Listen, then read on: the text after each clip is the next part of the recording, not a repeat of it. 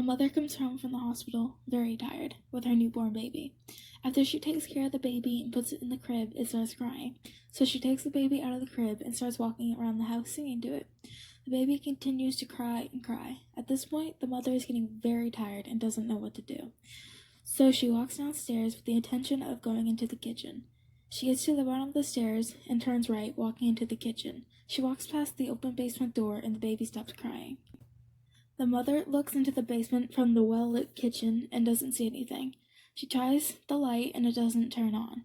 She tries it again and nothing. She realizes that her baby is about to fall asleep, so she slowly closes the door and walks back upstairs. As she puts her baby in the crib, the baby falls fast asleep. She watches her baby for a few seconds before she walks out of the room. She shuts the light off and looks downstairs. She stands there for a second debating if she should go in the basement. She decides that she shouldn't and goes to bed. When her body hits the bed, she falls asleep almost immediately. She wakes up to a buzzing noise. She looks around but doesn't sound like it's coming from in her room. She grunts and crawls out of her bed. She walks the short hallway and peeks into the nursery. She sees her baby still fast asleep, and she can't help but smile. She walks down the stairs, following the sound of the buzzing. She stands at the bottom of the stairs, trying to figure out if it's coming from the living room or the kitchen. She stops yawning and listens. The kitchen. She walks past the basement door and finds her phone on the counter. She picks it up and hits the snooze button. She unlocks her phone and checks the time. 5:16 a.m. She taps the off button and then she stands there. The basement door was open. She slowly turns around, fear engulfing her, and yes, the basement door is open.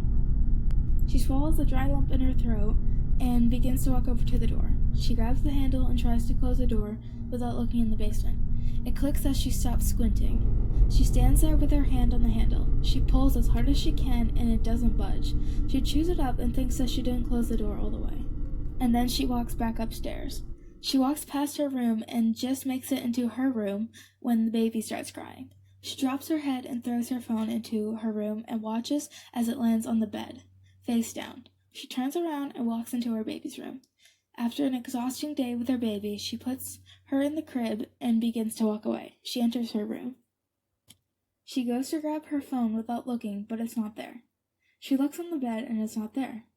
She gets on her knees and looks under the bed. It's not there either. She sits on her knees, thinking about where she could have left it, when crying begins to come from the baby's room. She stands up and walks into her baby's room. Sure enough, the baby is crying. She lifts the baby up and begins to look around the house with the baby in hand. She gets into the living room and the baby is still crying.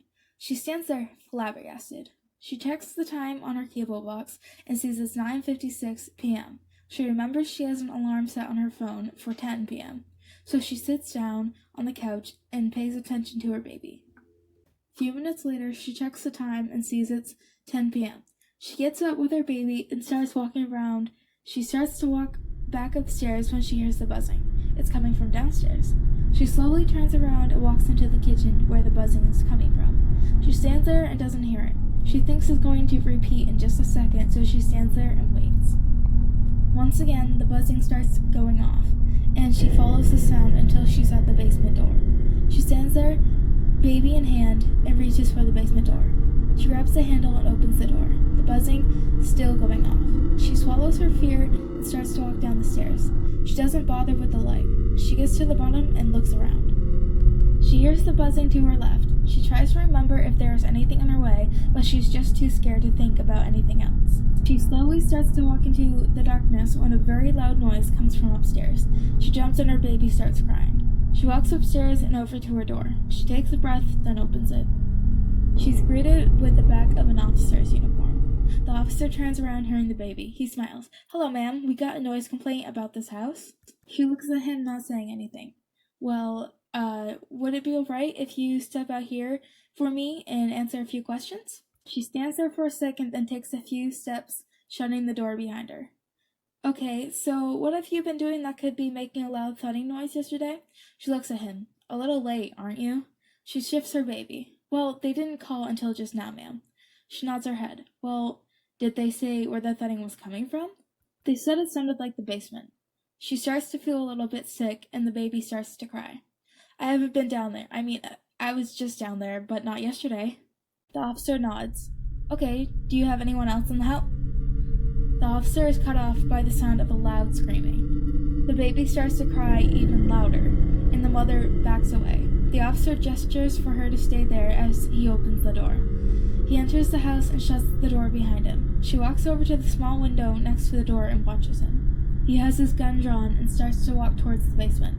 He reaches for the door and yells, "If anyone is down there, it's the police, come out." He opens the door, only to be flung all the way back into her stairs. The mother screams and runs away holding onto her baby. She disappears into the darkness, never looking back, hanging on tight to her baby. That's it. That's the story. Hannah and I look at each other. That sucked, and it was really short. Hannah grabs her phone. Alex shrugs. Thanks. Glad I wasn't the one who made it. She looks away, pulling out her phone. Where'd you hear that story? And what's it called? Alex looks at me, kind of annoyed. My mom told me about it when we moved here, and she said it was called The New Mother. I guess it happened here. Hannah puts down her phone, starting to pay attention. She says she read about it, some mother and her baby disappearing after a cop was found dead. My mom made up the whole story except for the part where the mother ran off and the cop was found dead. I look at Alex thinking to myself. Hannah takes out her phone again, seeming not to even think the story was something interesting. Later that night, as we're all in bed, I think, is this the new mother's room? I sit up, the dark not very inviting, but try to look around. Now there's a full-size bed against the window, a desk on the other side, a window with red curtains in between, then her door across from that.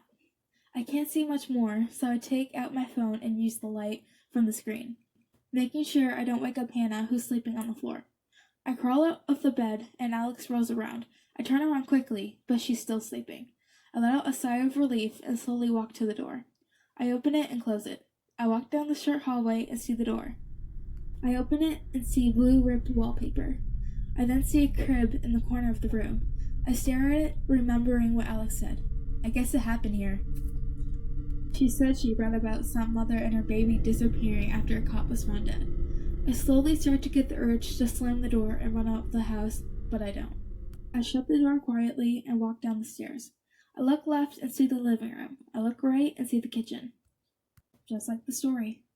I say under my breath. I walk into the kitchen and am stopped by a strange feeling. I look around, not seeing the cause, when I turn and see it, the basement door. I walk over to it and reach my hand out.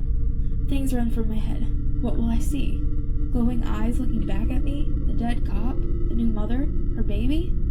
It rests on the handle. I start to turn it when I hear a noise coming from the dining room. I jump a little and look past the kitchen. I see the sliding glass doors, but nothing other than that. I let go of the handle and walk into the dining room. I look left and don't see anything.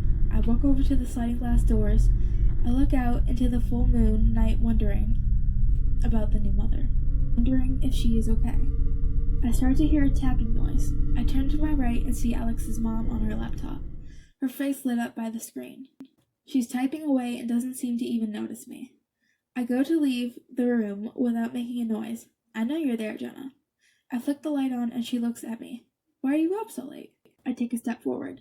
Oh, it's just a story Alex told me. The new mother? She says you made it up. She looks at me, not saying a word. I just can't stop thinking about it. What happened to her?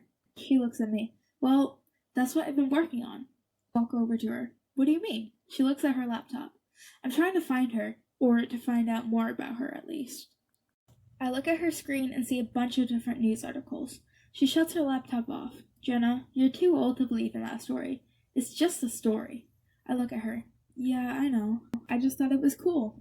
And I'm only 15. I chuckle, and she looks out the sliding glass door. Go back to bed, Jenna. I nod and get to the doorway and look back at her.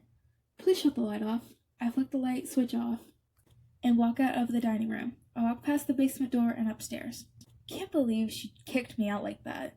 She couldn't even have just made that story up. She couldn't think of a good dog name and named him Josh, the most used name. I need more info. I get to the top of the stairs, then stop. I walk back down the stairs and into the dining room. I don't want to be a crybaby or anything, but the story kind of freaked me out. Could you come upstairs just to make me feel better? She sighs and gets up. Yeah, I guess. We walk back upstairs and I go into Alex's room and close the door.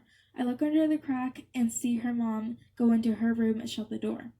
I open the door and quickly walk down the stairs. I enter the dining room, sit down, and open her laptop. It didn't shut off completely, so it's still logged in. I say yes under my breath and start to go through the tabs she has open. No. Here it is.